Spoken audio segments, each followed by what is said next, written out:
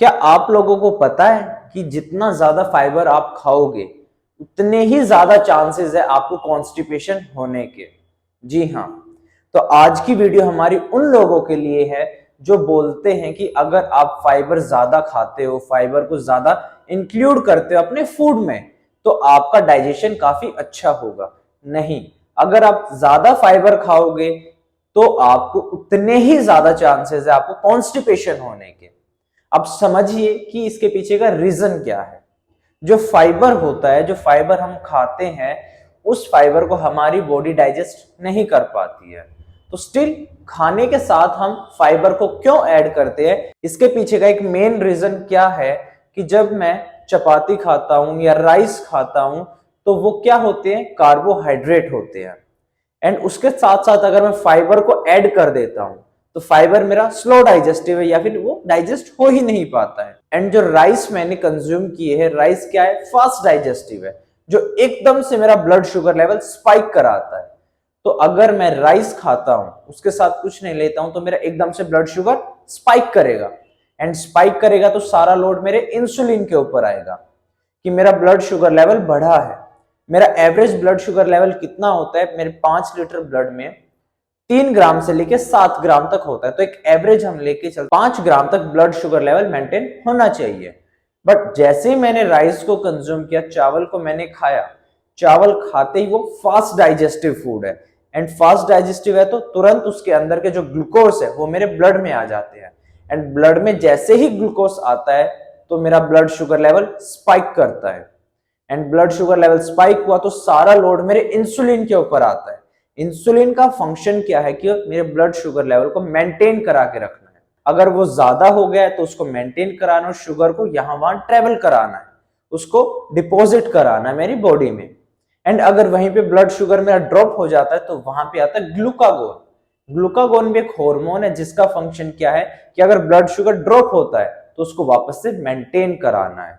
तो जब मैं कार्बोहाइड्रेट रिच डाइट लेता हूं तो उस टाइम पे क्या होता है कि मेरी बॉडी में या मेरे ब्लड में शुगर लेवल स्पाइक होता है। एंड सारा का सारा लोड मेरे इंसुलिन के ऊपर आता है। तो एकदम से ब्लड शुगर ना बढ़े इसके लिए हम खाते हैं फाइबर, क्योंकि जब मैं फाइबर को कंज्यूम करता हूं तो डाइजेशन को स्लो डाउन कर देता है। एंड डाइजेशन स्लो हो जाएगा तो मेरा ब्लड शुगर एकदम से स्पाइक नहीं होगा, वो धीरे धीरे धीरे धीरे ग्लूकोज मेरे ब्लड में आता जाएगा। तो अगर आप फाइबर को नहीं खाते हो एंड कार्बोहाइड्रेट रिच डाइट लेते हो तो आपका ब्लड शुगर लेवल स्पाइक होता है। बट अगर आप उसके साथ साथ फाइबर को इंक्लूड करते हो तो वहां पे वो एकदम से ब्लड शुगर लेवल स्पाइक नहीं करेगा, वो धीरे धीरे शुगर मेरे ब्लड में आएगा, धीरे धीरे ग्लूकोज मेरे ब्लड में आएगा। तो ये बेनिफिट है फाइबर का। बट अगर आप फाइबर को ज्यादा कंज्यूम करते हो तो आपका डाइजेशन हैम्पर हो सकता है। कैसे हैम्पर हो सकता है कि जो मेरी बॉडी है वो लिमिटेड ही जूसेस बनाती है, लिमिटेड ही डाइजेस्टिव एंजाइम्स बनाती है। तो अगर आप खाना खाते हो, फूड कंज्यूम करते हो, उस फूड में से न्यूट्रिएंट निकालने का काम किसका है, डाइजेस्टिव जूसेस का, डाइजेस्टिव एंजाइम्स का। बट अब वो जो डाइजेस्टिव जूसेस है, डाइजेस्टिव एंजाइम्स है, वो कहां पे यूटिलाइज हो रहे हैं, उस फाइबर को ब्रेक डाउन करने में। फॉर एग्जाम्पल, अगर आपने 2 एग्स कंज्यूम किए हैं एंड उसके साथ साथ आपने फाइबर लिया है, फाइबर में आप कुछ भी ले सकते हैं, कुकुम्बर ले सकते हैं या फिर कोई भी ऐसा सैलेड ले सकते हो। तो आपने 2 एग्स कंज्यूम किए एंड उसके साथ साथ आपने फाइबर डाला। तो एग्स के अंदर जो मिनरल्स है, वाइटामिन है, प्रोटीन है, फैट है, वो मिलना चाहिए था। कैसे? जब मेरे डाइजेस्टिव जूसेस, मेरे डाइजेस्टिव एंजाइम्स उसको ब्रेक डाउन करेंगे, उस एग में से न्यूट्रिएंट बाहर निकालेंगे। बट अब वो मेरे डाइजेस्टिव जूसेस है, डाइजेस्टिव एंजाइम्स, वो डिवाइड हो गए। पहले क्या करते, वो सारा का सारा फोकस मेरे एग्स के ऊपर लगाते। अब एग्स के साथ साथ उसको फाइबर को भी ब्रेक डाउन करना है, तो डाइजेस्टिव जूसेस डिवाइड हो गए। तो कुछ जूसेस है, कुछ एंजाइम्स अब यहाँ पे वर्क कर रहे हैं, कुछ जूसेस, कुछ एंजाइम्स यहाँ पर वर्क कर रहे हैं। तो इसके अंदर से जितने मिनरल्स निकलने चाहिए थे, जितने मिनरल्स मेरी बॉडी को चाहिए थे, वो सारे मिनरल्स मेरी बॉडी को नहीं मिल पाएंगे। क्यों? क्योंकि digestive juices and digestive enzymes fibre को ब्रेक करने में वर्क कर रहे हैं। तो वहां पे जो मेरे को न्यूट्रिएंट्स मिलने चाहिए वो नहीं मिलेंगे। एंड इसके साथ साथ फाइबर स्टिल अभी भी वो टूटा नहीं है, उसमें ब्रेक डाउन नहीं हुआ है, तो बॉडी उसको आगे की तरफ पुश करती है, आगे की तरफ पुश करती है तो स्मॉल इंटेस्टाइन आता है। स्मॉल इंटेस्टाइन में अगेन एब्जॉर्प्शन होना चाहिए था, वो भी प्रॉपर नहीं हो पाएगा। क्यों? क्योंकि मिनरल्स पहले से वहां पे ब्रेकडाउन नहीं हुए हैं। देन स्मॉल इंटेस्टाइन से वो आता है लार्ज इंटेस्टाइन में। लार्ज इंटेस्टाइन में कुछ बैक्टीरियाज होते हैं। उन बैक्टीरिया का काम क्या होता है कि फाइबर को ब्रेक डाउन करना है। बट लार्ज इंटेस्टाइन में कोई भी ऐसे जूसेस नहीं है कि जो उसको एब्जॉर्ब करे, उसमें से मिनरल्स विटामिन्स निकाले। तो एग्स भी साथ में लार्ज इंटेस्टाइन में आए एंड फाइबर भी साथ में लार्ज इंटेस्टाइन में आए। एंड जितने भी बैक्टीरियाज थे उसने फाइबर को ब्रेक डाउन किया तो वो छोटे छोटे हिस्सों में टूटा। अब छोटे छोटे हिस्सों में टूटा, देन आगे वो एक्सक्रीट आउट हो जाता है। तो ऐसे फाइबर मेरी बॉडी में जो मेरे को मिनरल्स मिलने चाहिए, विटामिन्स मिलने चाहिए, मैक्रोन्यूट्रिएंट्स मिलने चाहिए, वो प्रॉपर नहीं मिलने देता है। क्यों? जो मेरे डाइजेस्टिव जूसेस है, डाइजेस्टिव एंजाइम्स है, वो दो अलग अलग चीजों को ब्रेक डाउन कर रहे हैं। तो अगर मैं कोई भी फूड कंज्यूम करता हूं एंड उसके साथ सैलेड लेता हूं, तो क्या होता है कि जो मेरे को मिनरल्स मिलने चाहिए, जो मेरे को न्यूट्रिएंट्स मिलने चाहिए, वो प्रॉपर नहीं मिलते। एंड अब एक सोचने वाली बात क्या है, जो ह्यूमंस होते हैं, ह्यूमंस के पास जो लार्ज इंटेस्टाइन है उसका डायमीटर बड़ा होता है, बट जो उसकी लेंथ होती है वो छोटी होती है। तो डायमीटर के अकॉर्डिंग उसको लार्ज इंटेस्टाइन का नेम दिया है। एंड जो स्मॉल इंटेस्टाइन है, स्मॉल इंटेस्टाइन मेरी डायमीटर में छोटी है बट उसकी लेंथ है वो बड़ी होती है।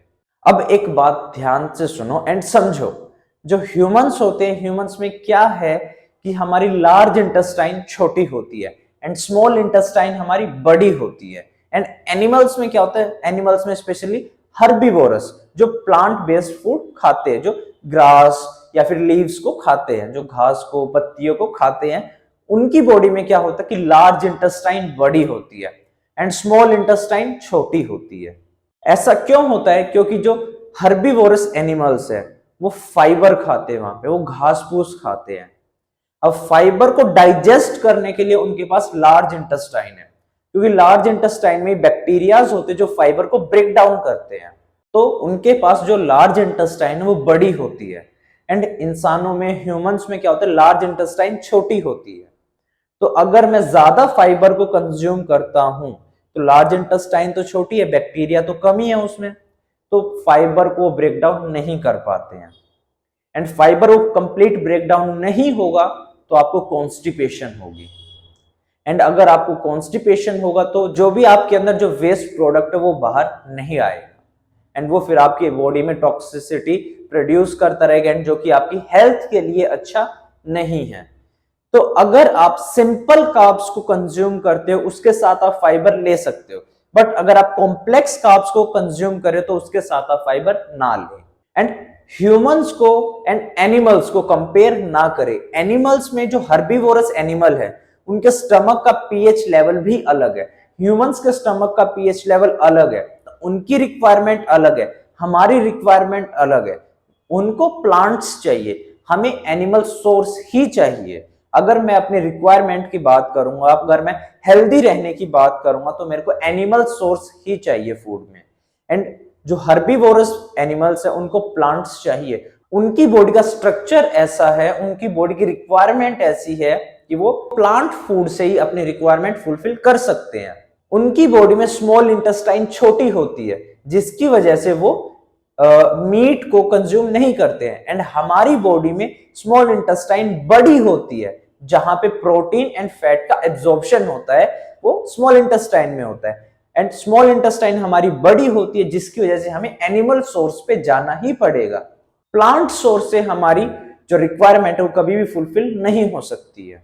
तो हर्बीवोरस एनिमल्स अलग है, ह्यूमंस अलग है। आपस में कंपेयर ना करें कि अगर वो फाइबर खा रहे हैं तो हमें भी फाइबर खाना है, नहीं। हमारी बॉडी अलग तरीके से डिजाइन है, उनकी बॉडी अलग तरीके से डिजाइन है। हमारी बॉडी डिजाइन है एनिमल सोर्स के लिए, उनकी बॉडी डिजाइन है प्लांट सोर्स के लिए। तो अगर आप फाइबर रिच फूड कंज्यूम करते हो, फाइबर रिच डाइट को फॉलो करते हो, तो आपके जो मिनरल्स मिलने चाहिए, आपको जो विटामिन्स मिलने चाहिए, आपको जो न्यूट्रिएंट्स मिलने चाहिए वो प्रॉपर नहीं मिलेंगे। दूसरा कि आपकी बॉडी ज्यादा फाइबर को डाइजेस्ट नहीं कर पाएगी तो आपको कॉन्स्टिपेशन हो सकती है एंड कॉन्स्टिपेशन से आपको और भी डिजीजेस हो सकती है।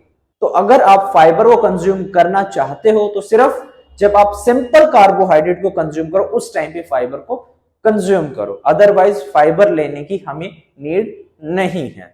तो ये थी हमारी आज की वीडियो कि अगर आप फाइबर रिच फूड कंज्यूम करते हो तो आपको कॉन्स्टिपेशन हो सकता है। तो कैसी लगी हमारी आज की वीडियो कमेंट करके जरूर बताएं एंड लाइक करें हमारे इस वीडियो को, सब्सक्राइब करें हमारे इस चैनल को। अगर आप फिटनेस साइंस के बारे में जानना चाहते हो, न्यूट्रिशन साइंस के बारे में जानना चाहते हो तो ये चैनल आप लोगों के लिए ही है।